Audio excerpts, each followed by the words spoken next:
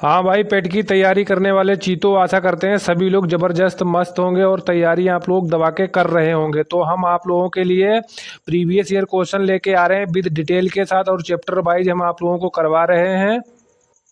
तो आप लोग वीडियो पूरा देखिएगा। इससे पहले एक वीडियो हम बना चुके हैं, वो अगर नहीं देखा है, चैप्टर वाइज करवा रहे हैं, तो वो आप लोग ज़रूर देख लें।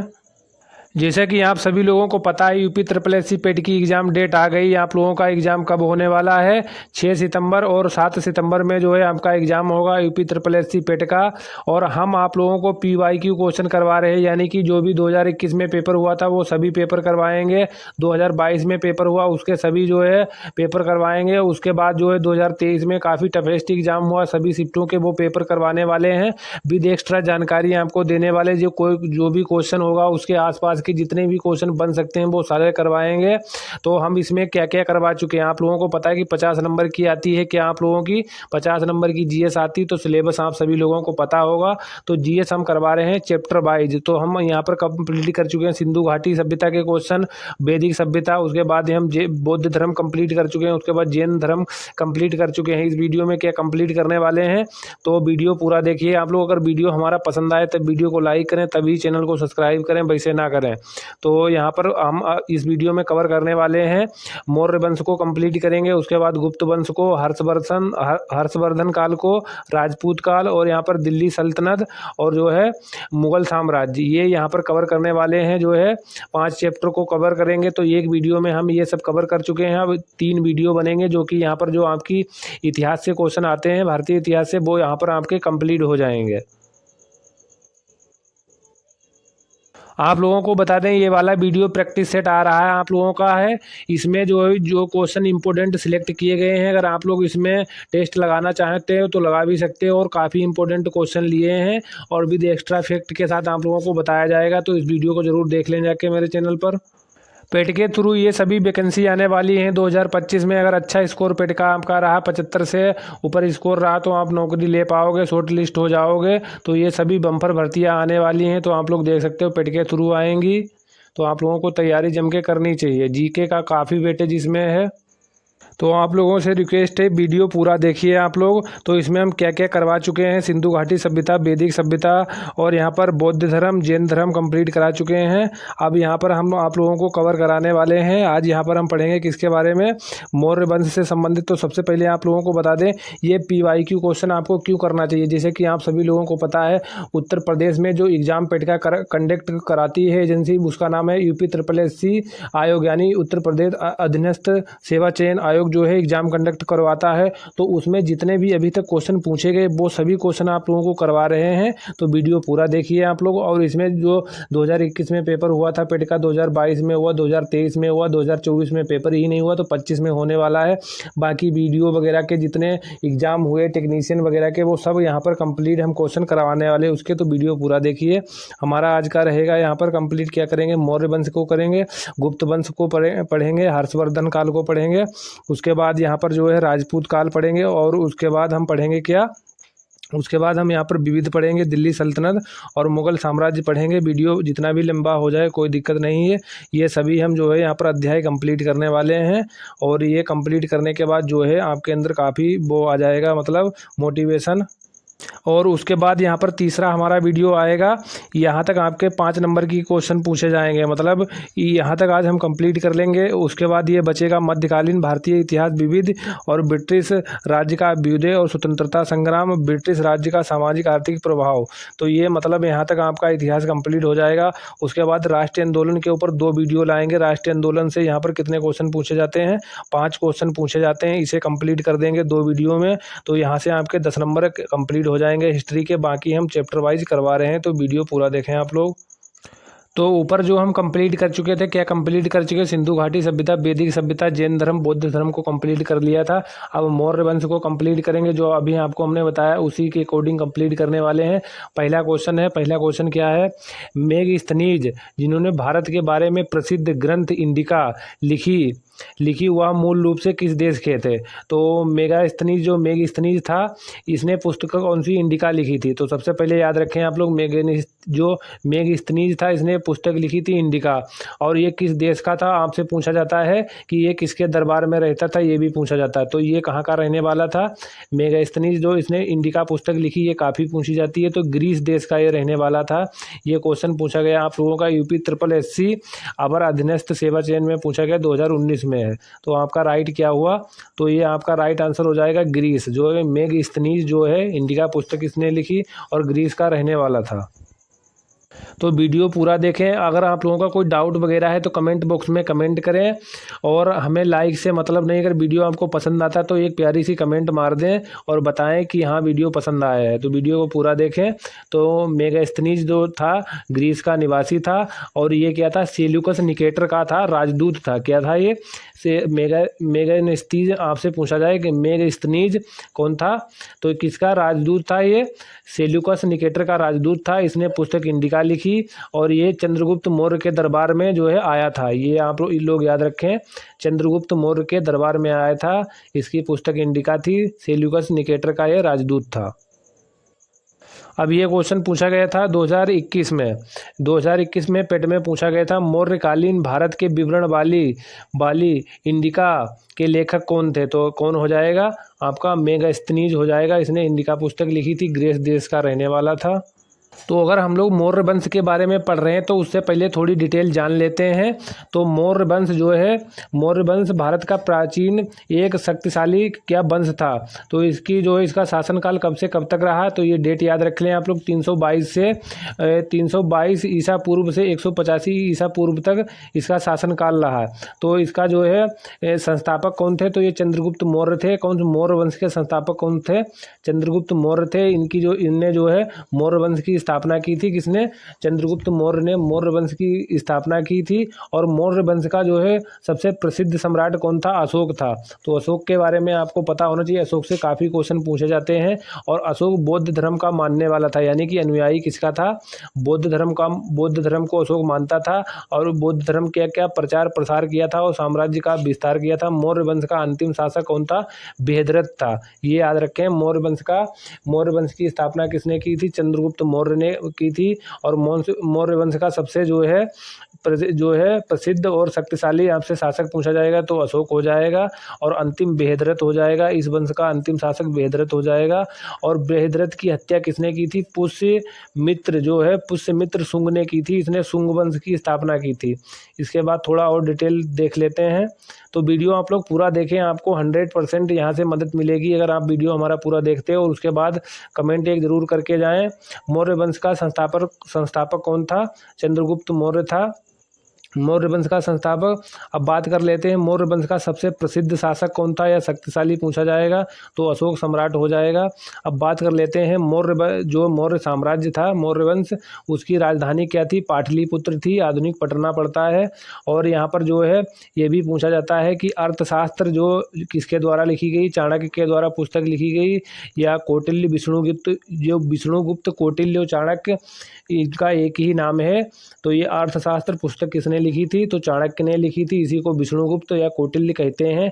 ये किसके दरबार में रहते थे? चंद्रगुप्त मौर्य के रहते थे। चंद्रगुप्त मौर्य जो है मौर्य वंश के संस्थापक थे। नेक्स्ट देख लेते हैं। नेक्स्ट क्या है? मौर्य वंश का अंतिम शासक आप लोगों को बता चुके हैं, बृहद्रथ था। और मौर्य वंश का संस्थापक चंद्रगुप्त मौर्य था। मौर्य साम्राज्य का पतन कैसे हुआ?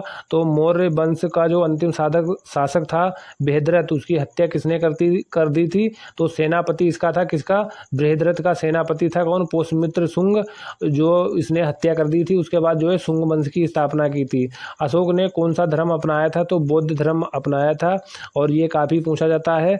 कलिंग का अशोक ने युद्ध किया था 261 में। पूछा जाता है कलिंग का युद्ध कब हुआ था? तो 261 जो है ईसा पूर्व हुआ था। तो ये याद रखें, ईसा पूर्व में ये हुआ था। और ये कलिंग कहाँ पड़ता है? तो ये उड़ीसा में पड़ता है। ये भी आप लोग याद रखें। और यहाँ पर चंद्रगुप्त मौर्य ने किसे हराया था? तो चंद्रगुप्त मौर्य ने घनानंद को हराया था। ये आप लोग याद रखें। मौर्य साम्राज्य में प्रचलित मुद्रा क्या थी? मुद्रा क्या थी? तो यह पर्ण मुद्रा थी। हमारा जो भी हम वंश करा रहे हैं उसका डिटेल से कराने का मतलब ये है कि हम जो सेट करवा रहे हैं आपको, इसके बाद 21 सेट करवाएंगे, तो यहाँ से आप जो पढ़ के वहाँ जाएंगे तो इसी से क्वेश्चन आपको मिलने वाले हैं और आप आसानी से वो क्वेश्चन कर पाओगे। तो अशोक के शिलालेखों में किस युद्ध का वर्णन है? तो अशोक के शिलालेख में किसका वर्णन है? तो ये 13वें शिलालेख में कलिंग युद्ध का वर्णन है। नेक्स्ट है, चंद्रगुप्त मौर्य के गुरु कौन थे? तो ये चाणक्य थे। चंद्रगुप्त मौर्य जो मौर्य वंश के संस्थापक, इनके कौन थे? गुरु थे, ये चाणक्य थे। मौर्य वंश के पतन के बाद कौन सा वंश हुआ? तो ये हो जाएगा शुंग वंश। मौर्य वंश का विस्तार कहाँ तक था? मौर्य जो साम्राज्य था इसका विस्तार कहाँ था? तो ये वर्तमान भारत, पाकिस्तान, अफगानिस्तान, बांग्लादेश और नेपाल तक इसका साम्राज्य था। तो अपनी राय आप लोग कमेंट बॉक्स में ज़रूर रखें, क्योंकि हमारा मकसद है जैसे कि किसी क्वेश्चन के बारे में कोई भी क्वेश्चन आता है तो उसके आसपास से जितने भी क्वेश्चन बन सकते हैं उनको सभी को कवर करने की कोशिश हमने की है। क्वेश्चन नंबर 3 है। क्वेश्चन नंबर 3 है, विशाखा दत्त द्वारा मुद्रा राक्षस कौन सी भाषा में लिखी गई है? तो ये कौन सी भाषा में लिखी गई है? तो ये आपको बताना है। राजस्व निरीक्षक 2016 में पूछा गया, तो ऑप्शन नंबर इसका सी राइट हो जाएगा। जो विशाखा दत्त द्वारा पुस्तक मुद्रा राक्षस लिखी गई है ये संस्कृत भाषा में लिखी गई है, इसे आप लोग याद रखें। इसके बारे में डिस्क्रिप्शन देख लेते हैं। डिस्क्रिप्शन देखना जरूरी क्वेश्चन का है। विशाखा दत्त द्वारा रचित मुद्रा राक्षस जो पुस्तक है संस्कृत भाषा का नाटक है, इसे हिंदी में अनुदित करने का श्रेय भारतेंदु हरिश्चंद्र को प्राप्त है। इस ग्रंथ से चंद्रगुप्त मौर्य के विषय में विस्तृत सूचना प्राप्त होती है। नाटक में चंद्रगुप्त को, ये जो नाटक है जो मुद्रा राक्षस, इसमें क्या है, इसमें क्या चंद्रगुप्त मौर्य को ब्रसल यानी कुलहीन कहा गया है और धुंडीराज ने मुद्रा राक्षस पर टीका जो है लिखी है। नेक्स्ट क्वेश्चन देख लेते हैं। क्वेश्चन नंबर 4 है, नगर पालिका प्रशासन की एक विस्तृत प्रणाली की स्थापना के लिए निम्नलिखित में से सबसे प्रसिद्ध राजा का नाम बताइए। तो ये भी देख सकते हो, सप्लाई इंस्पेक्टर 2016 में क्वेश्चन पूछा गया है, तो इसका भी राइट आंसर हो जाएगा क्या? चंद्रगुप्त मौर्य हो जाएगा। इसमें क्या, नगर पालिका प्रशासन की एक विस्तृत प्रणाली की स्थापना के लिए निम्नलिखित में से सबसे प्रसिद्ध राजा का नाम बताइए। तो सबसे प्रसिद्ध राजा कौन सा हो जाएगा? तो ये नगर पालिका प्रशासन से संबंधित है, ये हो जाएगा चंद्रगुप्त मौर्य, जो कि मौर्य वंश के संस्थापक हैं। तो आप लोग देखते रहिए, आपको सब याद हो जाएगा वीडियो में ही। तो क्वेश्चन का डिस्क्रिप्शन देख लेते हैं। यूनानी लेखक मेगास्थनीज ने मौर्य के नगर प्रशासन का विस्तृत विवरण दिया है। मेगास्थनीज ने इंडिका पुस्तक लिखी और मेगास्थनीज किस देश का रहने वाला था? ये कहाँ का रहने वाला था? ग्रीस का था।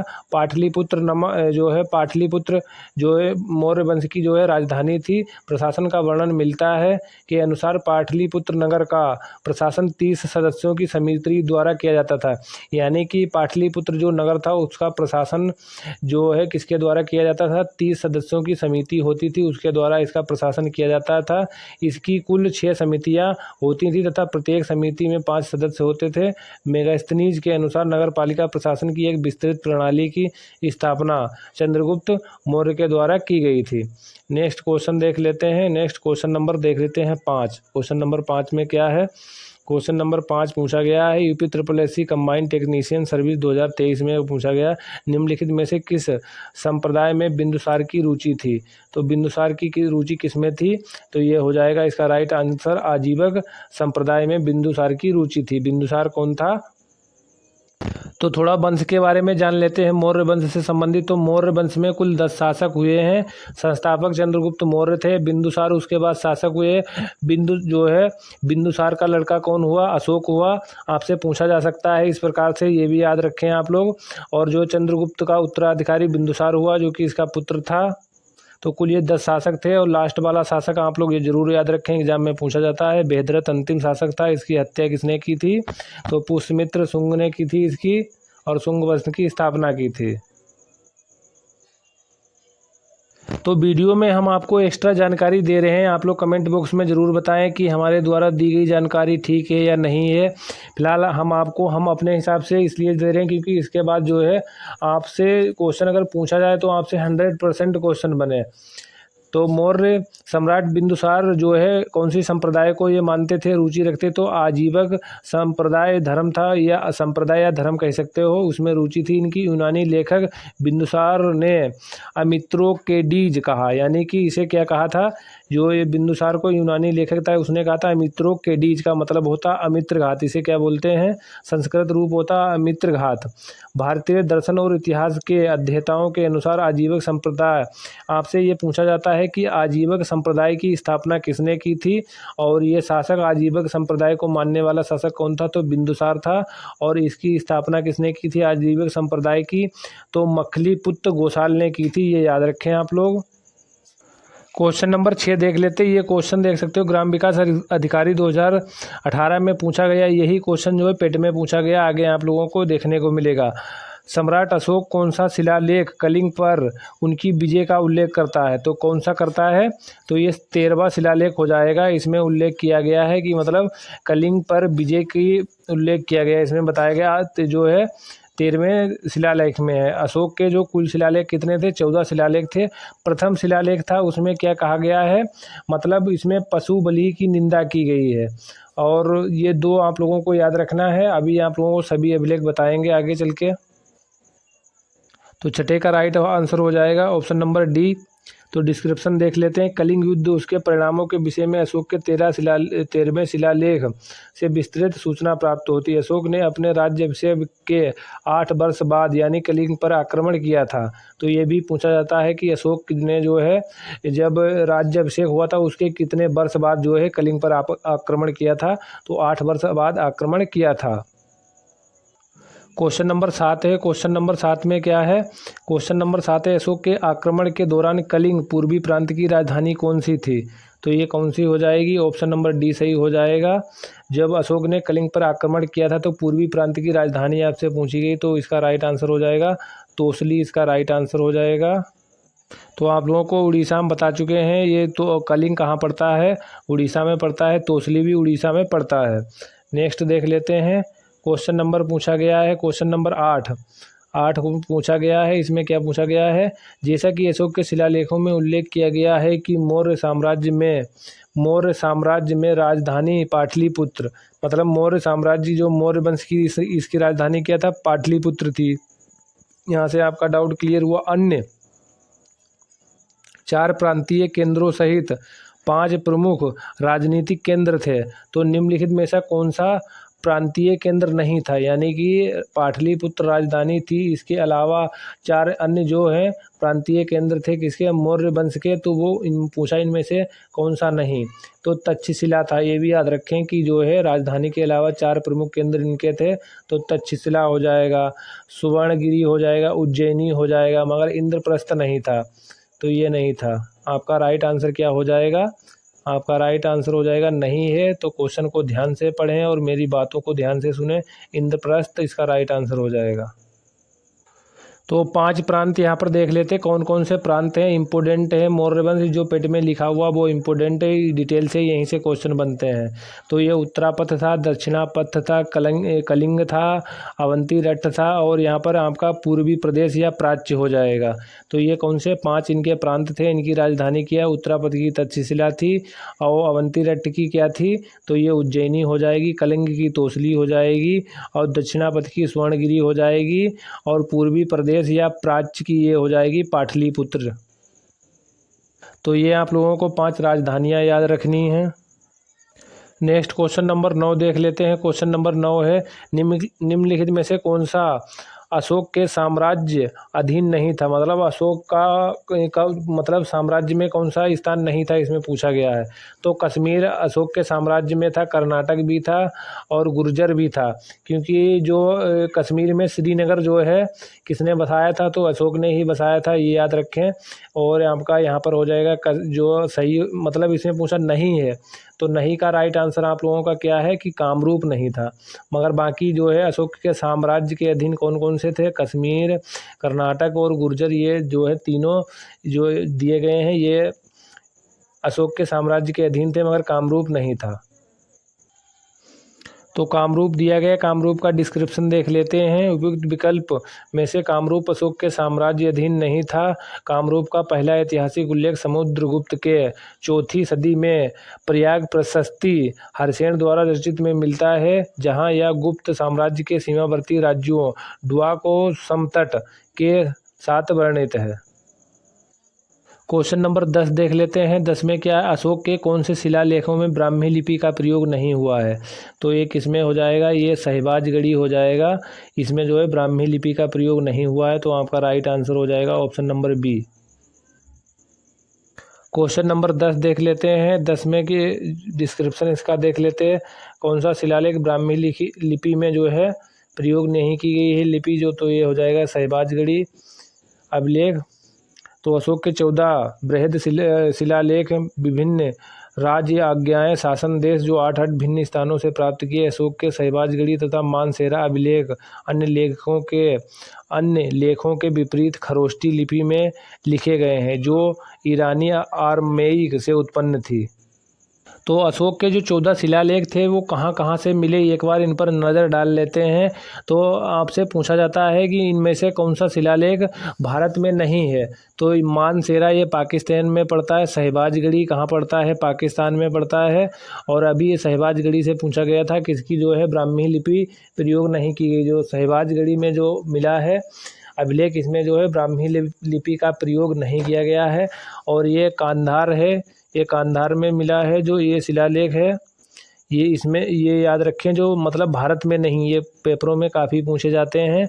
शहबाजगढ़ी, मानसेरा और उसके बाद कांधार, ये जो है कहाँ है, भारत में नहीं शिलालेख मिले हैं। बाकी ये गिरनार गुजरात में है, धौली उड़ीसा में है, जोनगढ़ कहाँ है, उड़ीसा में पड़ता है। तो 2 हो गए, धौली और जोगढ़।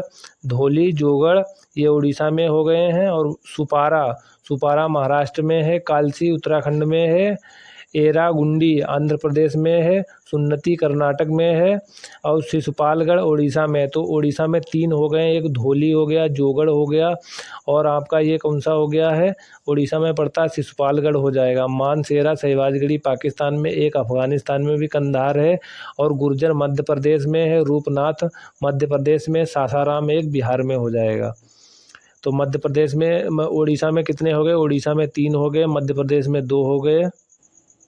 नेक्स्ट क्वेश्चन नंबर है 11 में क्या है, अशोक के प्रधान शिलालेखों में सबसे बड़ा, तो सबसे बड़ा आपका हो जाएगा 13 नंबर। नेक्स्ट क्वेश्चन देख लेते हैं। अशोक के प्रधान शिलालेखों में 13वां शिलालेख सबसे बड़ा है। इसमें अशोक के कलिंग के विजय राज्य अभिषेक, मतलब विजय का उल्लेख किया गया। राज्य अभिषेक के 8 वर्ष बाद जो है यहाँ पर युद्ध किया था, तो उसका वर्णन किया गया इसमें है। और इसकी तुलना में धम्म विजय को अधिक महत्वपूर्ण बताया गया है। क्वेश्चन नंबर 12 है। क्वेश्चन नंबर 12 में क्या दिया गया, निम्नलिखित में से मौर्य कला का सर्वोत्तम प्रतिमान कौन है? तो ये हो जाएगा स्तंभ, इसका राइट आंसर हो जाएगा। मौर्य कला का सर्वोत्तम प्रतिमान, तो ये देख सकते हो कनिष्ठ सहायक परीक्षा 2016 में पूछा गया है। मौर्य कला का सर्वोत्तम प्रतिमान स्तंभों को माना गया है। मौर्य कला का सर्वोत्तम प्रतिमान स्तंभों को माना गया, जिसमें अशोक द्वारा धम्म के प्रचार हेतु स्थापित किए गए थे। तो क्या है, स्तंभ को किसने स्थापित करवाया था? अशोक द्वारा जो है धम्म के प्रचार के लिए इन्हें स्थापित करवाया गया था। तो आपसे ऐसे भी पूछा जा सकता है। मौर्य कला का सर्वोत्तम प्रतिमान है, स्तंभों को माना गया। इसका जो है प्रचार के लिए किसने स्थापित किए थे? तो अशोक ने किए थे। इस प्रकार से पूछा जा सकता है आपसे। स्थापित कराए गए एकाश्मक स्तंभ विशेष रूप से उल्लेखनीय। अशोक के एकाश्मक स्तंभों का सर्वोत्तम नमूना सारनाथ का सिंह चतुर्मुख स्तंभ शीर्ष है।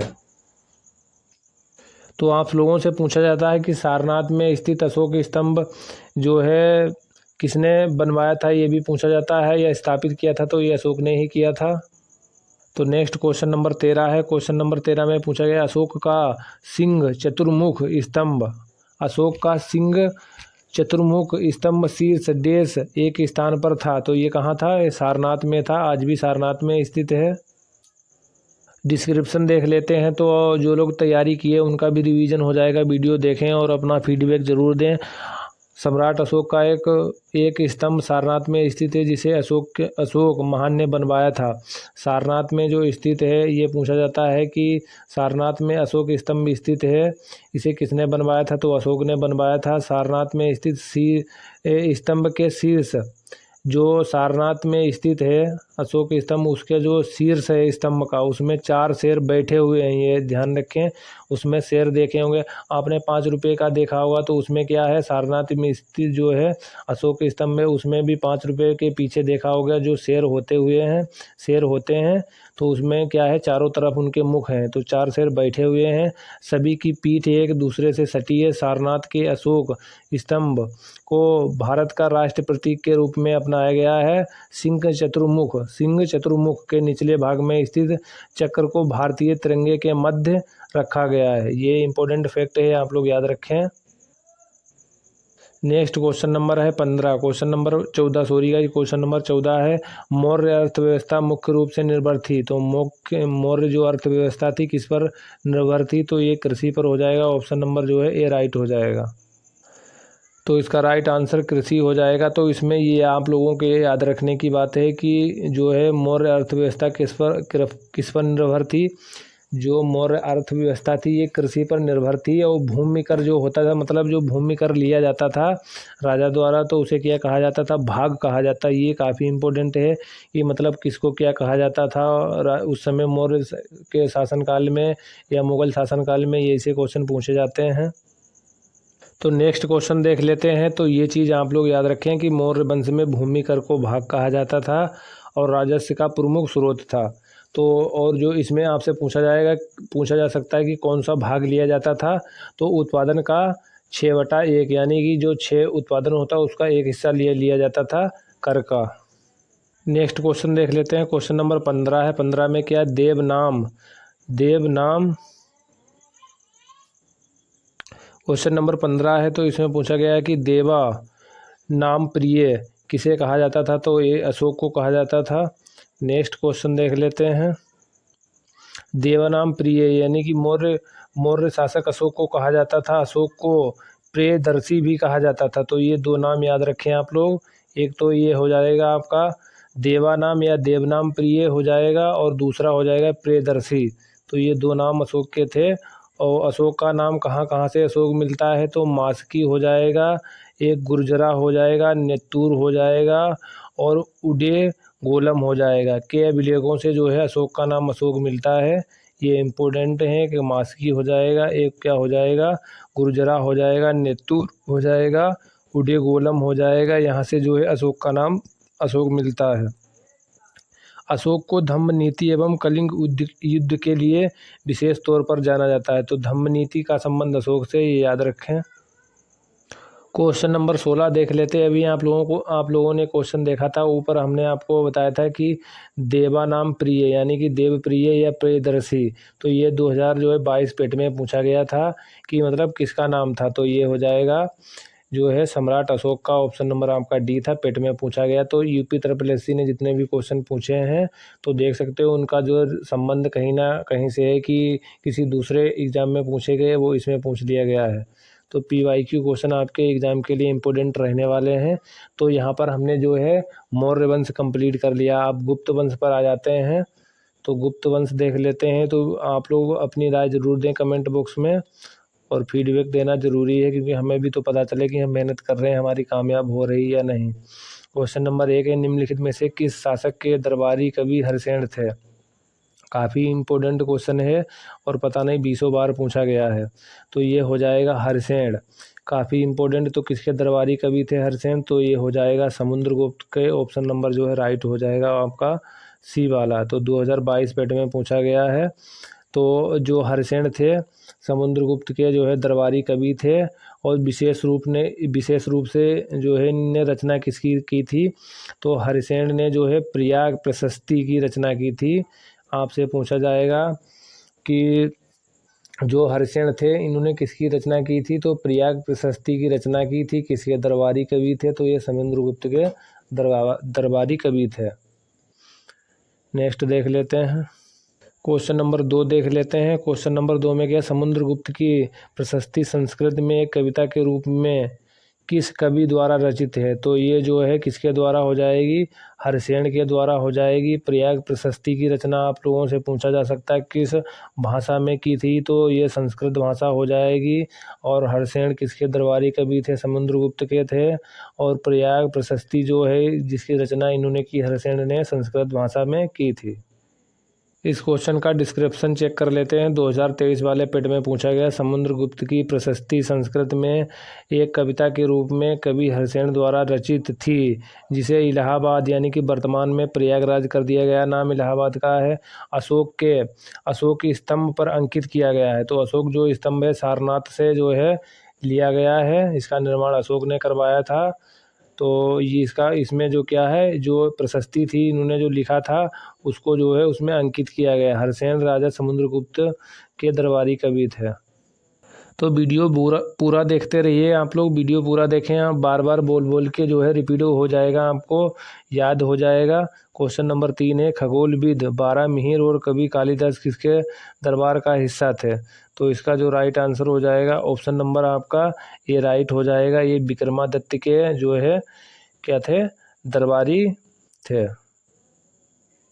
तो देख लेते हैं कि इनके जो है कौन कौन से दरबारी कवि थे। तो ये आप लोग याद रखें, खगोलविद बारहमिहिर का संबंध पूछा जाता है तो ये खगोलविद हो जाएंगे। कवि कालिदास, सम्राट चंद्रगुप्त द्वितीय को विक्रमादित्य कहा जाता है, ये याद रखें आप लोग। क्वेश्चन में जिसे यहाँ पर अभी पूछ लिया गया था विक्रमादित्य, तो ये कौन हो जाएगा? चंद्रगुप्त द्वितीय हो जाएंगे। गुप्त वंश की स्थापना किसने की थी? तो श्रीगुप्त ने की थी। तो मैं इस वीडियो में सभी PYQ क्वेश्चन करवा रहे हैं फिलहाल। डिटेल में अगर आप लोगों को इसमें बताएंगे तो काफ़ी वीडियो लंबा हो जाएगा। तो हमारा उद्देश्य है कि PYQ के साथ जो है आप लोगों को कुछ ज़्यादा एक्स्ट्रा जानकारी दे दें तो इससे आपका भला हो सके। कालिदास, बारहमिहिर के अलावा अमर सिंह, धन्वंतरी और यहाँ पर घटकर पर और छड़पक, शंकु, बररुचि, बेताल भट्ट नवरत्नों में ये शामिल थे।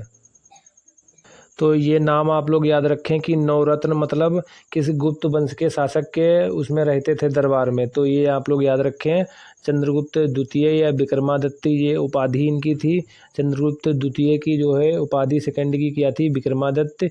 तो यहाँ पर इस प्रकार आपको नाम दिया जा सकता है। तो नवरत्न कालिदास याद रखें, बारहमिहिर याद रखें, अमर सिंह, धन्वंतरी और यहाँ पर हो जाएगा घट कर पर हो जाएगा, छपड़क हो जाएगा, शंकु, बररुचि, बेताल भट्ट, ये नवरत्न थे, इंपॉर्टेंट हैं, याद रखें आप लोग। क्वेश्चन नंबर 4 है। क्वेश्चन नंबर 4 है, अभिज्ञान शाकुंतलम किताब के लेखक कौन है? तो ये हो जाएंगे कालिदास ये नवरत्नों में से एक थे। तो ऑप्शन नंबर सी हो जाएगा। ये भी ग्राम विकास अधिकारी में क्वेश्चन पूछा गया है। तो कालिदास की इम्पोर्टेंट पुस्तकें हैं, ये बिल्कुल आपको याद होनी चाहिए। और ये संस्कृत भाषा के महान कवि थे और नाटककार थे कालिदास। तो इनकी कौन कौन सी थी ये रचनाएं?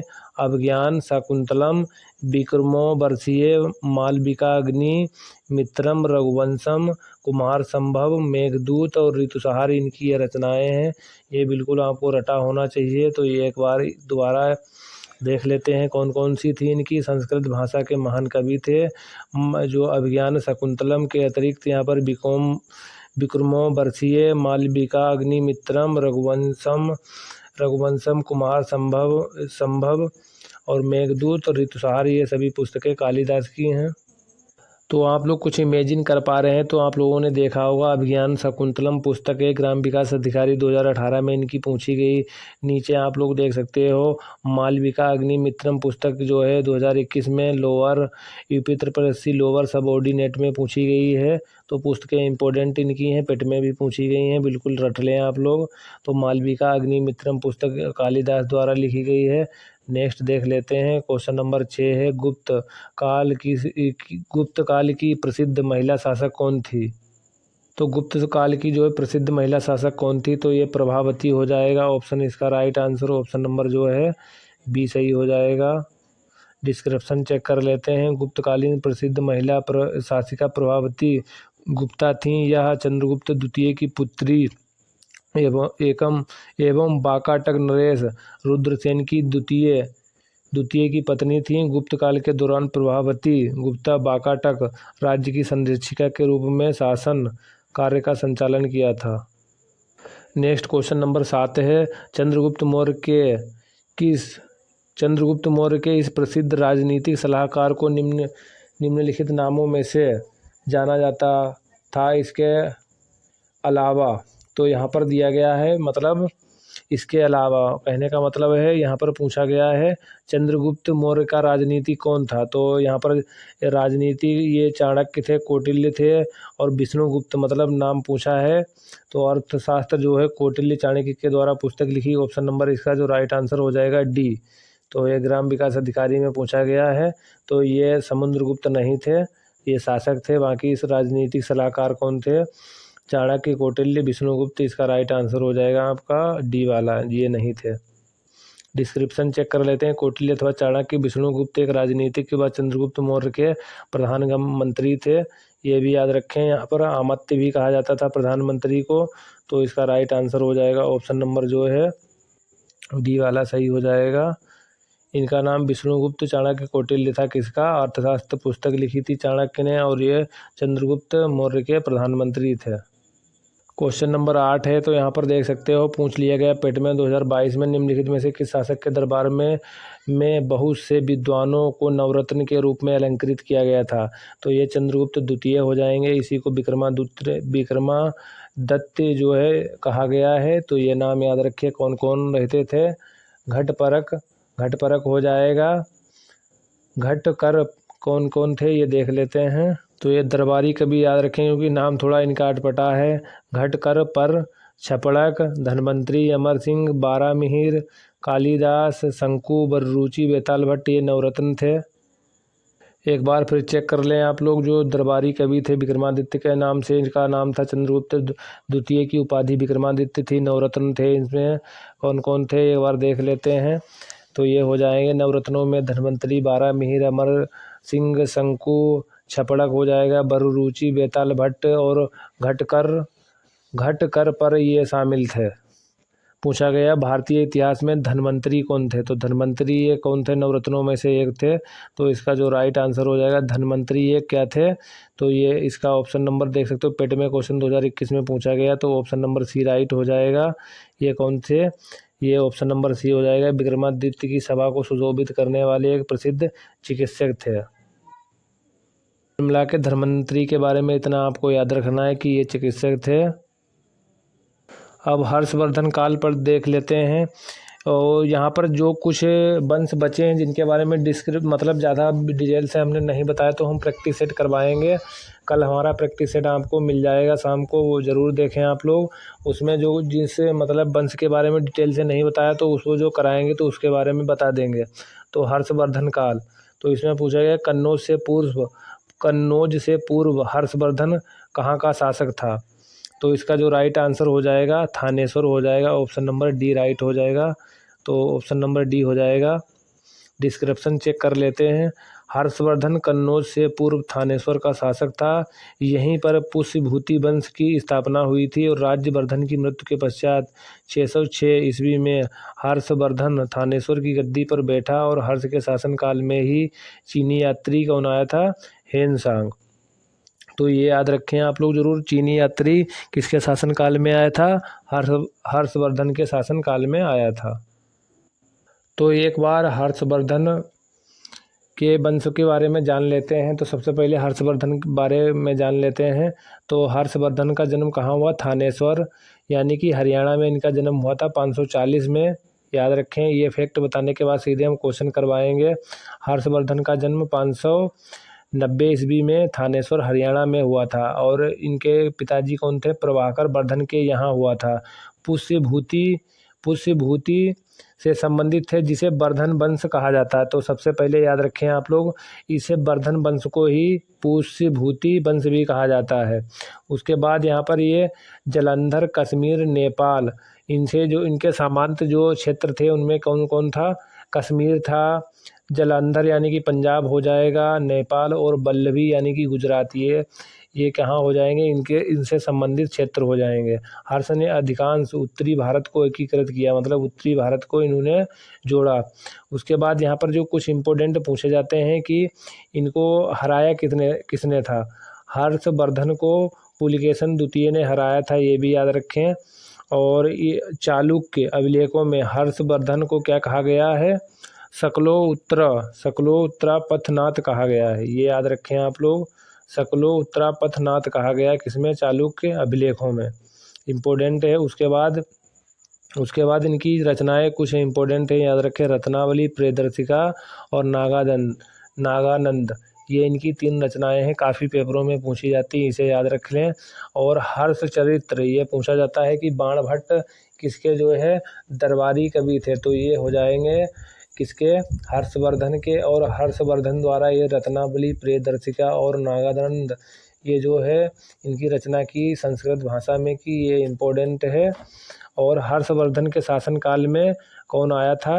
ये हेनसांग आया था, ये आप लोग याद रखें, इम्पोर्टेंट है। ये कुछ फैक्ट थे, ये आप लोगों को याद होना चाहिए। नेक्स्ट क्वेश्चन नंबर 2 देख लेते हैं। क्वेश्चन नंबर 2 में पूछा गया, हर्षवर्धन ने 5 इंडीज को अपने नियंत्रण में लिया, इनमें से कौन सा 5 इंडीज थे? तो कौन सा हो जाएगा? ऑप्शन नंबर जो है बी राइट इसका हो जाएगा, बी राइट हो जाएगा। इसमें कौन कौन से? पंजाब, कन्नौज, बंगाल, बिहार, उड़ीसा। इम्पोर्टेंट है, ग्राम विकास अधिकारी में पूछा गया, आगे भी किसी एग्जाम में पूछा जा सकता है। तो हर्षवर्धन को पराजित किसने किया था? तो पुलिकेशन द्वितीय ने पराजित किया था, इम्पोर्टेंट है, याद रखें। क्वेश्चन नंबर 3 है। क्वेश्चन नंबर 3 में कादम्बरी, ये भी आपको बताया था, लेखक कौन है, कई बार पूछा गया है, तो बाणभट्ट हैं। और उसके बाद हर्षवर्धन के बारे में पूछा जा सकता है कि हर्षवर्धन की रचना कौन कौन सी हैं, तो आपकी हो जाएगी प्रियदर्शिका और नागानंद और रत्नावली, ये 3 हर्षवर्धन की रचनाएं हैं। उसके बाद जो हो जाएगा बाणभट्ट दरबारी कवि थे हर्षवर्धन के, कादम्बरी रचना है, इम्पोर्टेंट है, याद रखें आप लोग। और उसमें क्या बताया गया है? ये संस्कृत भाषा में कादम्बरी है, संस्कृत साहित्य का महत्वपूर्ण ग्रंथ है, जिसकी रचना संस्कृत कवि गद्य लेखक बाणभट्ट ने की थी। बाणभट्ट सम्राट हर्ष के दरबारी कवि थे। और हर्षचरितम भी है, उनकी एक महत्वपूर्ण रचना हर्षचरितम भी है, जिससे हर्ष के समय की विस्तृत जानकारी मिलती है। तो कादम्बरी और हर्षचरितम, ये इम्पोर्टेंट, दोनों याद रखें। नेक्स्ट क्वेश्चन नंबर 4 देख लेते हैं। क्वेश्चन नंबर 4 है, हर्षवर्धन के शासनकाल के दौरान निम्नलिखित में से कौन सी नई राजधानी जो थानेसर से स्थानांतरित हुई थी? तो ये कौन सी हो जाएगी? ये इसका राइट आंसर हो जाएगा कन्नौज हो जाएगी। पहले इनकी राजधानी कहाँ? थानेश्वर थी, जो कि हरियाणा में पड़ता है। बाद में कन्नौज इनकी राजधानी हो गई। पेट में पूछा गया है, देख सकते हो, जो कि पेट की आप लोग तैयारी कर ही रहे हो। तो सबसे पहले पूछा जाए कि पहले इनकी राजधानी कहाँ थी, तो थानेश्वर थी। और उसके बाद प्रारंभिक राजधानी थानेश्वर थी, बाद में कहाँ हो गई? ये कन्नौज हो गई स्थानांतरित होके। तो इम्पोर्टेंट है, याद रखें। तो अगर आप लोग कुछ इमेजिन कर पा रहे हो, देख सकते हो पेट में 2022 में पूछा गया था, मतलब थानेश्वर की मतलब पूछा गया था हर्षवर्धन के शासनकाल के दौरान निम्नलिखित में से कौन सी नई राजधानी थी जो थानेश्वर से स्थानांतरित की गई थी? तो ये कन्नौज हो जाएगी। और 2023 वाले पेपर में देख सकते हो, फिर यहीं से क्वेश्चन पूछ लिया एग्जामिनर ने, निम्नलिखित में से कौन सी हर्षवर्धन की पहली राजधानी थी? तो पहली राजधानी थानेश्वर, ऑप्शन नंबर जो हो जाएगा आपका बी वाला सही हो जाएगा, 2023 में पूछा गया है। तो हर्षवर्धन काल से संबंधित कुछ फैक्ट देख लेते हैं। तो हर्षवर्धन पुष्यभूति वंश या वर्धन वंश कहा जाता है। हर्षवर्धन या पुष्यभूति वंश या वर्धन वंश कहा जाता है, भारतीय सम्राट थे। इन्होंने शासन कब से कब तक किया? 606 से 647 ईस्वी तक इन्होंने शासन उत्तर भारत पर किया है। उत्तर भारत पर शासन किया है, ये याद रखें आप लोग, उत्तर भारत पर शासन किया है। इनका शासनकाल 606 से 647 तक रहा। इनकी राजधानी क्या थी? कन्नौज थी। वर्तमान में जो कन्नौज उत्तर प्रदेश में पड़ता है। पहले इनकी थानेश्वर हरियाणा थी, तो पहले वाली पूछे तो थानेश्वर में थी। और दरबारी कवि इनके बाणभट्ट थे, ये आपसे पूछा जा सकता। हर्षवर्धन के शासनकाल में हेनसांग आया था, चीनी यात्री, इम्पोर्टेंट है, इसे मत भूले। हर्षवर्धन को किस नाम से जाना जाता है? शिलादित्य के नाम से जाना जाता है, नाम याद रखें, शिलादित्य। और हेनसांग आया था इनके जो है दरबार में इनकी नाटक कौन कौन सी थी? रत्नावली, और रचना पूछा जा सकता है, नाटक रचना या कुछ भी ऐसे लिख के दे सकता है। तो रत्नावली, प्रियदर्शिका और नागानंद, ये बिल्कुल मत भूलें आप लोग। इन्हें पराजित किसने किया था? पुलकेशन द्वितीय ने इन्हें पराजित किया था, और ये चालुक्य वंश से संबंधित था, और नर्मदा नदी के जो है तट पर इन्हें जो है हारना पड़ा था। तो ये नर्मदा तट, ये भी याद रखें आप लोग। हर्षवर्धन के साम्राज्य का विस्तार कहाँ था? तो उत्तर पश्चिम भारत अधिकांश था इनके उसमें, और कामरूप में दक्षिण नदी तक, ये कामरूप भी था, उत्तर पश्चिम भारत में था, और उसके बाद इनका कामरूप और दक्षिण नर्मदा तट तक था।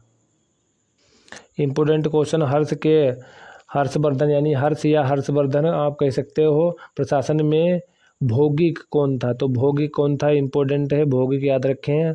ये क्या था? ग्राम प्रशासन का मुखिया था। भौगिक आपसे पूछा जा सकता है, याद रखें। राजपूत काल देख लेते हैं। राजपूत काल तो कौन सा साहित्य संगम साहित्य के रूप में प्रसिद्ध था? तो संगम साहित्य, ये याद रखें, कौन सा साहित्य यानी संगम साहित्य के रूप में प्रसिद्ध था? तो तमिल साहित्य था, जो किस में प्रसिद्ध था? संगम साहित्य में प्रसिद्ध था। इसका डिस्क्रिप्शन चेक कर लेते हैं। प्राचीन तमिल साहित्य को संगम साहित्य कहा जाता है, यानी कि जो प्राचीन तमिल साहित्य था उसे क्या कहा जाता था? संगम साहित्य कहा जाता। संगम तमिल कवियों और विद्वानों की एक सभा या परिषद थी, ये याद रखें, इम्पोर्टेंट है। संगम में क्या था? संगम में तमिल कवियों, विद्वानों और सभा एक परिषद थी, तो ये पूछा जा सकता है। संगम तमिल कवियों, विद्वानों की एक सभा या परिषद थी। संगम क्या हो जाएगा? आपसे पूछा जाए संगम क्या है, तो संगम हो जाएगा तमिल कवियों या विद्वानों की एक सभा या परिषद थी, जिसका आयोजन पांड्य राजाओं द्वारा कराया गया था। अभी तक जो है कितने संगम हुए? 3 संगमों का आयोजन किया गया। नेक्स्ट क्वेश्चन देख लेते हैं। एलोरा कैलाश मंदिर का निर्माण किस राजवंश ने करवाया था? तो एलोरा जो है कैलाश मंदिर का निर्माण किसने करवाया था? राष्ट्रकूट शासक ने करवाया था। तो एलोरा कैलाश मंदिर का निर्माण किसने करवाया था? तो इसका जो राइट आंसर हो जाएगा आप लोगों का, इसका राइट आंसर आपका था राष्ट्रकूट शासकों ने करवाया था। और राष्ट्रकूट शासकों में किसने करवाया था? कृष्ण प्रथम ने करवाया था। और ये एलोरा के कैलाश मंदिर कहाँ? महाराष्ट्र में है, महाराष्ट्र के औरंगाबाद शहर में है। इम्पोर्टेंट है, याद रखें आप लोग, क्वेश्चन पूछा जा सकता है आपके पेपर में। तो एलोरा कैलाश मंदिर का निर्माण राष्ट्रकूट शासक ने करवाया था। राष्ट्रकूट शासकों में किसने करवाया था? कृष्ण प्रथम ने करवाया था। एलोरा कहाँ पड़ती है कैलाश मंदिर? ये महाराष्ट्र राज्य में पड़ता है। इम्पोर्टेंट है आप लोगों का। विरूपाक्ष मंदिर कहाँ है, कहाँ अवस्थित है? तो ये हम्पी कर्नाटक हो जाएगा, कर्नाटक में स्थित है विरूपाक्ष मंदिर। और विरूपाक्ष मंदिर जो है किसको समर्पित है, ये याद रखें आप लोग। भगवान विष्णु को, भगवान शिव को यह मंदिर समर्पित है। कौन सा? विरूपाक्ष मंदिर, और तुंगभद्रा नदी के किनारे स्थित है। इम्पोर्टेंट, याद रखें। नेक्स्ट क्वेश्चन देख लेते हैं। वीडियो में पेपर क्वेश्चन पूछा गया है। निम्नलिखित में से कौन सा मंदिर पल्लव राजवंशों के शासन के दौरान बनवाया गया था? क्वेश्चन नंबर 4 है, निम्नलिखित में से कौन सा मंदिर पल्लव राजवंशों के शासन के दौरान बनाया गया था? तो ये हो जाएगा आप लोगों का महाबलीपुरम मंदिर। कहाँ हो जाएगा? ये तमिलनाडु में पड़ता है। तमिलनाडु में स्थित महाबलीपुरम, इसे कहा जाता है मामल्लपुरम मंदिर, जो है पल्लव शासकों द्वारा बनवाया गया था। यह द्रविड़ कला और तमिल संस्कृति का प्रमुख उदाहरण है। तो ये आप लोग याद रखें, कौन? द्रविड़ कला और तमिल संस्कृति का एक उदाहरण है। क्वेश्चन नंबर 5 है। 5 में क्या है? राष्ट्रकूट वंश के संस्थापक कौन थे? तो ये हो जाएगा आप लोगों का दंती दुर्ग या दंती बर्मन इसे कह सकते हो। राष्ट्रकूटों ने एलोरा के कैलाश मंदिर का निर्माण करवाया था। तो आपका राइट आंसर हो जाएगा राष्ट्रकूट कन्नड़ मूल के थे। और उनकी मातृभाषा कौन थी? तो ये इनकी हो जाएगी, राष्ट्रकूटों की कन्नड़ भाषा थी। और इसका शासक प्रथम राष्ट्रकूट शासक कौन था? तो ये हो जाएगा कृष्ण प्रथम, जिसने एलोरा जो है एलोरा में कैलाश मंदिर का निर्माण करवाया था। चोल वंश का संस्थापक कौन था? तो ये हो जाएगा आप लोगों का विजयालय चोल हो जाएगा। नेक्स्ट क्वेश्चन देख लेते हैं। 9वीं शताब्दी में चोल साम्राज्य की स्थापना विजयालय चोल ने की थी। यह आरंभ में पल्लवों का सामंत था। पल्लवों तथा पांड्यों के मध्य हो रहे संघर्ष का लाभ उठाकर इसने तंजौर पर अधिकार कर लिया था। कौन हो जाएगा? जो है चोल साम्राज्य की स्थापना विजयालय चोल ने की थी। और साम्राज्य की स्थापना कब की थी? जब पल्लवों व पांड्यों के बीच क्या चल रहा, संघर्ष चल रहा था, तभी इसने क्या किया था? चोल साम्राज्य की स्थापना कर ली थी। सिंचाई के लिए 16 मील लंबी चोल झील का निर्माण किसने करवाया था? तो चोल झील का निर्माण किसने करवाया था? 16 मील। तो यहाँ पर देख सकते हो 16 मील, 1 मील बराबर लगभग 1600 मीटर के आसपास होता है। तो अनुमान लगा सकते हो आप लोग, कैलकुलेट कर लें। इतनी लंबी जो है चोल झील का निर्माण करवाया था राजेंद्र प्रथम ने। किसने करवाया था? राजेंद्र प्रथम ने करवाया था। इम्पोर्टेंट क्वेश्चन ये हो जाएगा। राजेंद्र प्रथम ने अपने गंगा घाटी में अभियान की सफलता के उपलक्ष्य में गंगेकोंड चोल की उपाधि धारण की थी। किसने? राजेंद्र प्रथम ने कौन सी उपाधि धारण की थी? गंगेकोंड चोलपुरम। जो एक कौन सी उपाधि? गंगेकोंड चाल की धारण की थी चोल की, और गंगेकोंड चोलपुरम नामक नई राजधानी स्थापना की थी। तो ये राजधानी इसने बनाई थी। और क्या क्या था? सिंचाई के लिए 16 मीटर लंबी, तो ये 16 मील लंबी इसने बनवाई थी। क्या? 16 मील लंबी क्या चोल झील का निर्माण करवाया था किसने? राजेंद्र प्रथम ने। राजेंद्र प्रथम ने अपने गंगा घाटी में अभियान की सफलता के उपलक्ष्य में 16 मील लंबी जो है क्या करवाई थी? झील का, चोल झील का इसने उपाधि गंगेकोंड की उपाधि धारण की थी। और गंगेकोंड चोलपुरम में एक नई राजधानी की स्थापना की थी। ये इम्पोर्टेंट, ये याद रखें आप लोग। नई राजधानी के समीप उसने चोल गंगम नामक झील का निर्माण करवाया था। तो ये चोल झील और कौन सी झील हो जाएगी? चोल गंगम झील का निर्माण इसने करवाया था और गंगेकोंड की उपाधि धारण की। और नई राजधानी कौन सी बनाई थी? गंगेकोंड चोलपुरम। तो इम्पोर्टेंट है, इसे याद रखें आप लोग। नेक्स्ट क्वेश्चन देख लेते हैं। Question number 8। चोल अभिलेखों के अनुसार जैन सभाओं को दान में दी जाने वाली भूमि को क्या कहा जाता था? तो इसका ऑप्शन नंबर जो है राइट हो जाएगा, सी वाला, पल्लिच्छादान। तो इसका राइट आंसर हो जाएगा। ग्राम विकास अधिकारी में पूछा गया, चोल अभिलेखों के अनुसार जैन सभाओं को दान में दी जाने वाली भूमि को क्या कहा जाता था? पल्लिच्छादन। पल्लिच्छादन ऑप्शन नंबर जो राइट हो जाएगा आपका, सी वाला सही है, याद रखें। नेक्स्ट क्वेश्चन देख लेते हैं। डिस्क्रिप्शन चेक कर लेते हैं एक बार। चोल अभिलेखों के अनुसार जैन सभाओं को दान में दी जाने वाली भूमि को क्या कहा जाता है? पल्लिच्छादम। पल्लिच्छादम या पल्लिच्छादय कहा जाता था। गैर ब्राह्मणों को दी जाने वाली भूमि को बेल्लानगई या बेल्लन बगई कहा जाता था। स्कूलों विद्यालयों को प्रथा के लिए दान दी गई भूमि को साला भोग कहा जाता। ब्राह्मणों को दान में दी जाने वाली भूमि को ब्रह्मदेय कहा जाता था। तो ये भूमि याद रखें, चोल द्वारा दी जाने वाली जैन सभाओं को जो भूमि दान में दी जाती थी, पल्लिच्छादम कहा जाता था।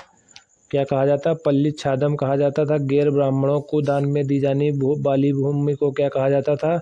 बेल्लान बगाई कहा जाता था। बेल्लान बगाई कहा जाता था। स्कूलों विद्यालयों को दान में दी जाने वाली भूमि को कहा जाता था साला भोग। ब्राह्मणों को दान में दी जाने वाली भूमि को क्या कहा जाता था? ब्रह्मदेय कहा जाता था। क्वेश्चन नंबर 9 है। क्वेश्चन नंबर 9 में क्या पूछा गया? निम्नलिखित में से कौन सा शिव मंदिर चोल शासकों के संरक्षण में नहीं था? ऑप्शन नंबर बी सही हो जाएगा। गोंडेश्वर था, ये जो है चोल के संरक्षण में नहीं था। बाकी ये बृहदेश्वर मंदिर, गंगईकोंड चोलपुरम, ये भी इनके जो है संरक्षण में था। नटराज मंदिर ये भी था। और यहाँ पर हो जाएगा पलाई बंथरा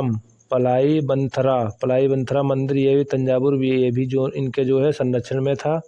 नेक्स्ट क्वेश्चन देख लेते हैं। नेक्स्ट क्वेश्चन है, पाल वंश का पहला शासक तो कौन था?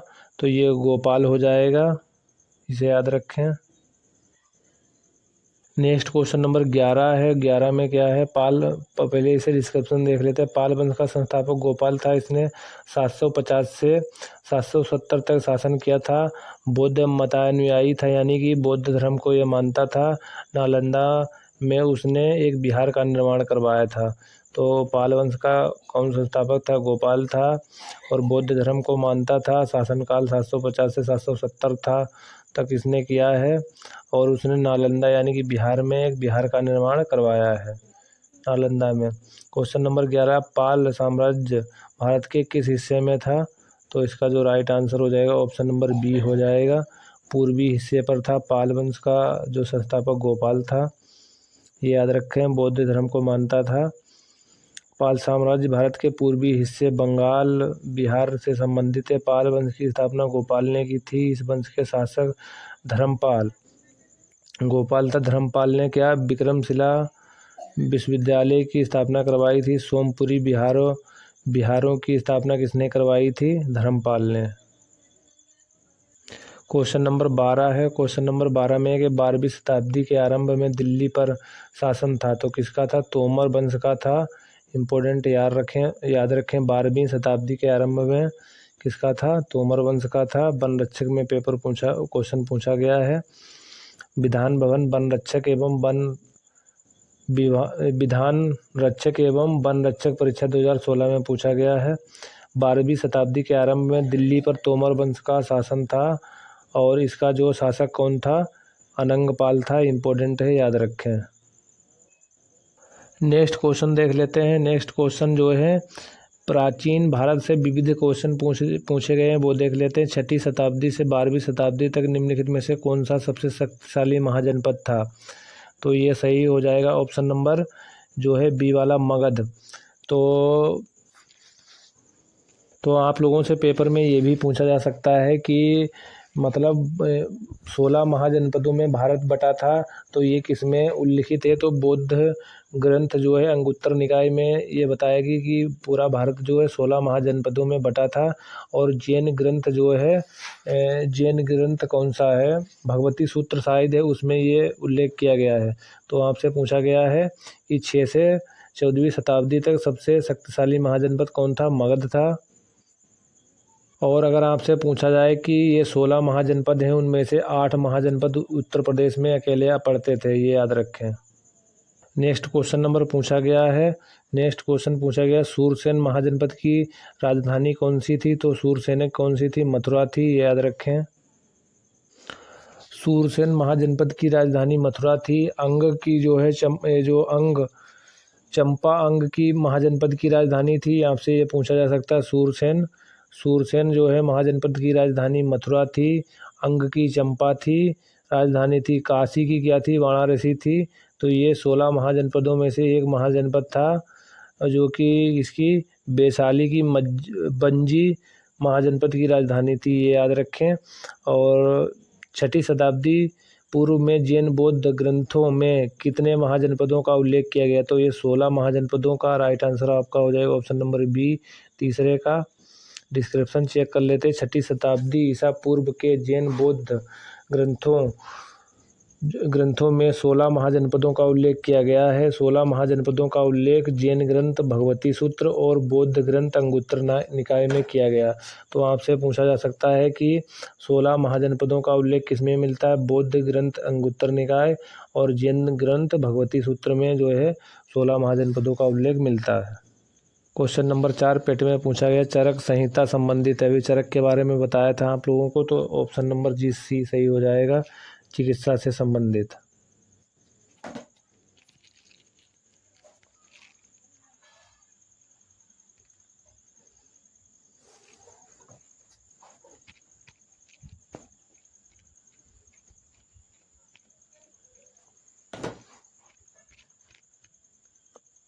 तो डिस्क्रिप्शन इसका चेक कर लेते हैं। चरक संहिता आयुर्वेद चिकित्सा का एक मूल ग्रंथ है। यह प्रसिद्ध ग्रंथ संस्कृत भाषा में है। चरक आपसे पूछा, चरक संहिता किस भाषा में? संस्कृत में। इसके रचयिता चरक थे। ये कनिष्क के राजदरबार में वेद थे, कौन थे? राजवेद थे। क्वेश्चन नंबर 5 देख लेते हैं। निरुक्ति, व्युत्पत्ति विज्ञान, भाषा शास्त्र और शब्दार्थ विज्ञान पर सबसे पुराना भारतीय ग्रंथ नामक पुस्तक लिखी थी। किसने लिखी थी ये? तो ये 2023 पेट में क्वेश्चन पूछा गया, तो इसका राइट आंसर हो जाएगा महर्षि पतंजलि। क्वेश्चन नंबर 6, नीति सार राजनीति के तत्व जिसमें कौटिल्य के अर्थशास्त्र प्रारंभिक मूल पाठ शामिल हैं, निम्नलिखित में से किसके द्वारा लिखा गया है? तो इसका जो राइट आंसर हो जाएगा ऑप्शन नंबर ए सही हो जाएगा। नीति सार इंपॉर्टेंट याद रखें, कौटिल्य के अर्थशास्त्र का प्रारंभिक मूल पाठ शामिल है। तो ये किसके द्वारा हो जाएगा? कामंदक द्वारा। किसके द्वारा? कामंदक के द्वारा नीति सार को जो है लिखा गया है। इंपॉर्टेंट याद रखें, 2023 में पेपर क्वेश्चन पूछा गया है। क्वेश्चन नंबर 7 है, राजा कनिष्क के शासनकाल के दौरान चिकित्सक का नाम बताइए। तो ये कौन हो जाएगा? ऑप्शन नंबर सी वाला सही हो जाएगा, चरक। नेक्स्ट क्वेश्चन देख लेते हैं। क्वेश्चन नंबर 8 है, पेट में पूछा गया पंचतंत्र। पंचतंत्र की कथा किसके द्वारा लिखी गई? तो ये विष्णु शर्मा द्वारा लिखी गई। ऑप्शन नंबर बी राइट हो जाएगा। इंपॉर्टेंट क्वेश्चन है। नेक्स्ट क्वेश्चन देख लेते हैं। नेक्स्ट, पंचतंत्र की कथाएं विष्णु शर्मा के द्वारा लिखी गई। तुलसीदास द्वारा कौन सी लिखी गई है? तो वाल्मीकि रामायण और वेद व्यास जो है महाभारत की रचना है विशेष रूप से। क्वेश्चन नंबर 9 है। क्वेश्चन नंबर 9 है, इंपॉर्टेंट क्वेश्चन है। शूद्रक द्वारा मृच्छकटिक इंपॉर्टेंट है, याद रखें। शूद्रक द्वारा पूछा जा सकता है कौन सी पुस्तक जो है लिखी गई है, तो मृच्छकटिक हो जाएगी। तो पूछा गया मृच्छकटिक क्या है? तो ये नाटक है। ऑप्शन नंबर जो है सी राइट हो जाएगा, नाटक हो जाएगी। शूद्रक मृच्छकटिक है, नाटक है। वीडियो में क्वेश्चन पूछा गया है। नेक्स्ट क्वेश्चन नंबर 10 देख लेते हैं। तमिल व्याकरण की कौन सी रचना है जिसे तमिल साहित्य की सबसे पुरानी मौजूदा रचना माना जाता है? तो ऑप्शन नंबर इसका जो है जो राइट हो जाएगा वो सी वाला राइट हो जाएगा। सॉरी गाइज, बी हो जाएगा इसका। तो ये कौन सी हो जाएगी? तोलकाम्पियम हो जाएगी। इसका राइट आंसर हो जाएगा ऑप्शन नंबर बी। तो इम्पोर्टेंट है, याद रखें। तमिल व्याकरण की कौन सी रचना जिसे तमिल साहित्य की सबसे पुरानी माना जाता है? तो ये हो जाएगी Tolkappiyam. Option number B right. और जो तमिल व्याकरण की सबसे पुरानी रचना मानी जाती है, इसके लेखक भी याद रखें। लेखक भी याद से हो जाएगा जो ये हो जाएगा तोलकाम्पियर। नाम एक से है। क्वेश्चन नंबर 11 है, पूछा गया है किनके बीच तक्षशिला शहर स्थित है? तो इसका right answer option number A हो जाएगा। सिंधु और झेलम के बीच में स्थित है तक्षशिला शहर। तो तक्षशिला शहर सिंधु झेलम नदियों के मध्य स्थित है। तक्षशिला वर्तमान पाकिस्तान में स्थित है। तक्षशिला प्राचीन भारत का एक शैक्षणिक केंद्र था और विश्वविद्यालय के लिए प्रसिद्ध था। यह चाणक्य तक्षशिला विश्वविद्यालय का आचार्य था। तो ये याद रखें, जो है आपसे पूछा जा सकता है तक्षशिला कहाँ पड़ता है? तो ये वर्तमान में पाकिस्तान में पड़ता है। और ये जो है विश्वविद्यालय जो है शिक्षा के लिए काफ़ी फेमस था। कौन कौन सी नदी हो जाएंगी? तो ये हो जाएगा सिंधु झेलम नदी के बीच में पड़ता है। क्वेश्चन नंबर है 12, भारत में नवपाषाण काल गुफा चित्रकारी कहाँ मिलती है? तो ऑप्शन नंबर डी राइट हो जाएगी। भीमबेटका की गुफाओं में मिलती है। भीमबेटका की गुफाएं मध्य प्रदेश में पड़ती हैं और यूनेस्को में ये शामिल है, याद रखें। क्वेश्चन नंबर 13, निम्नलिखित में से किस युग में तांबे को पहली बार प्रयोग किया गया था? तो इसका राइट आंसर हो जाएगा ऑप्शन नंबर डी। तांबे का प्रयोग जो है ताम्रपाषाण काल में युग में हुआ था। तो पेट में पूछा गया क्वेश्चन है। नेक्स्ट को है क्वेश्चन नंबर 14, निम्नलिखित में भारत में स्थित किस प्राचीन विश्वविद्यालय को यूनेस्को विरासत में शामिल किया गया है? तो इसका जो राइट आंसर हो जाएगा ऑप्शन नंबर जो है इसका राइट आंसर हो जाएगा ऑप्शन नंबर बी हो जाएगा। नालंदा जो है महाविहार कहाँ पड़ता है? ये पड़ता है नालंदा जो है बिहार में पड़ता है। तो नालंदा विश्वविद्यालय की स्थापना किसने की थी? तो ये हो जाएगा कुमारगुप्त। गुप्त वंश का शासक था, इम्पोर्टेंट है, याद रखें। यूनेस्को की विश्व विरासत में शामिल है। तक्षशिला पाकिस्तान में पड़ता है और सिंधु झेलम नदी के बीच में स्थित है, यह भी याद रखें। क्वेश्चन नंबर 15, दी गई जानकारी से राजवंश की पहचान करें। पुष्यमित्र ने इस वंश की स्थापना की। उनके प्रभुत्व दक्षिण में नर्मदा नदी तक फैले थे और पाटलिपुत्र, अयोध्या, विदिशा शहर शामिल थे। उन्होंने 2 अश्वमेध बलिदान किए थे। उन्होंने बैक्ट्रियन राजा डेमेट्रियस को हराया था। राजवंश का 9वां शासक भागभद्र था। पतंजलि के गौरव ग्रंथ महाभाष्य इस समय के दौरान लिखे गए थे।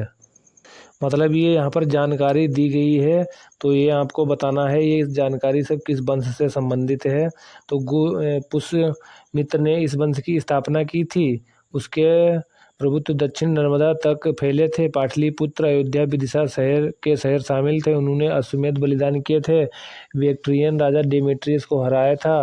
राजवंश का 9वां राजा भागभद्र था। पतंजलि के गौरव ग्रंथ महाभाष्य इस समय के दौरान लिखे गए थे। तो जो पतंजलि वाला है ये किस में लिखा है, शुंग वंश से संबंधित है। तो अगर इसमें लगाएंगे तो ऑप्शन नंबर डी सही हो जाएगा। नेक्स्ट क्वेश्चन देख लेते हैं। मौर्य वंश के अंतिम शासक बृहद्रथ को हराकर ब्राह्मण सेनापति पुष्यमित्र ने बृहद्रथ को मारकर मगध पर शुंग वंश की स्थापना की। शुंग वंश का अंतिम सम्राट देवभूति था। नेक्स्ट क्वेश्चन ये पेट में पूछा गया है कौन सा जोड़ा सही नहीं है। तो इसमें देख लेते हैं, कलिंग युद्ध कब हुआ था। कलिंग युद्ध हुआ है 261 में। औरंगजेब की मृत्यु कब हुई। मुस्लिम युग की शुरुआत शक संवत 78 में हुआ, ये भी सही है। औरंगजेब की मृत्यु कब हुई, 1709 में हुई। तो औरंगजेब की मृत्यु कब हुई थी। औरंगजेब की मृत्यु हुई थी 1707 में हुई थी। तो ये इसका जो गलत हो जाएगा, सही नहीं है। तो ऑप्शन नंबर जो है ये वाला सही हो जाएगा, ये नहीं सही है। इसकी मृत्यु कब हुई थी, 1707 में औरंगजेब की मृत्यु हुई थी। और मुस्लिम युग की शुरुआत जो है 622 से हुई है। क्वेश्चन पूछा गया है कि एलोरा की गुफाएं कहाँ हैं। तो ऑप्शन नंबर बी सही हो जाएगा, औरंगाबाद। ऑप्शन बाकी सब कट रहे हैं। क्वेश्चन पूछा गया है कि इनका जो है भारत आने का क्रम का है। क्रम मतलब पूछा गया कैसे ये भारत आए। तो इसका जो सबसे पहले आया था कौन हो जाएगा, फाहियान आया था। उसके बाद कौन आया है, टॉमस रो हेनसांग आया। उसके बाद टॉमस रो आया। तो ऑप्शन नंबर बी सही हो जाएगा इसका। ऑप्शन नंबर बी सही है। टॉमस रो जहांगीर के शासनकाल में ब्रिटेन के राजा जेम्स प्रथम के दूत के रूप में 1615 ईस्वी में भारत पहुंचा था। चंद्रगुप्त द्वितीय के शासनकाल में चीनी बौद्ध यात्री चंद्रगुप्त द्वितीय के दरबार में जो आया था, कौन आया था, तो चीनी बौद्ध यात्री आया था फाहियान। और हेनसांग हर्षवर्धन के शासनकाल में आया था। तो अगर आप लोग इसे मिलाएंगे तो ऑप्शन नंबर बी राइट होता है। नेक्स्ट देख लेते हैं, खजुराहो मूर्ति कला स्थित है। खजुराहो मध्य प्रदेश में है। इसका जो है राइट आंसर हो जाएगा ऑप्शन नंबर सी सही हो जाएगा, मध्य प्रदेश में है। और इनका निर्माण चंदेल राजाओं ने करवाया था, ये याद रखें आप लोग। नेक्स्ट क्वेश्चन नंबर 20 है। 20 में क्या है, कौन सा एक अनुचित है। मतलब खजुराहो चोल राजवंश ने, ये गलत हो जाएगा। हम्पी लिंगराज सोमवंशी मतलब लिंगराज मंदिर जो है सोमवंशी राजवंश से संबंधित है। हजार स्तंभ मंदिर जो है हजार स्तंभ मंदिर काकतीय राजवंश से संबंधित है। चोल से संबंधित खजुराहो जो हो जाएगा ये चंदेलों से संबंधित है। तो इसका जो गलत हो जाएगा ऑप्शन नंबर ए गलत हो जाएगा। तो चोल जो है चंदेलों से संबंधित नहीं है। लिंगराज मंदिर सोमवंशी राजवंश से है। हजार स्तंभ जो है मंदिर काकतीय वंश से हो जाएगा। चोल जो है चंदेलों से संबंधित है। तो अब हमारा जो है दिल्ली सल्तनत है, इसको नेक्स्ट वीडियो में कवर करेंगे क्योंकि 1 घंटे से ज़्यादा का वीडियो हो गया। तो आप लोग 2 की स्पीड में वीडियो देख सकते हो। तो इस वीडियो में हमने क्या क्या कवर किया तो देख सकते हो। मौर्य वंश को, गुप्त वंश को, हर्षवर्धन, राजपूत काल और जो है प्राचीन भारत विविध को, इनको जो है हम चैप्टरों को कवर कर चुके हैं, 5 को कवर कर लिया। तो नेक्स्ट वीडियो मिलते हैं, अपना फीडबैक ज़रूर दें। थैंक यू दोस्तों।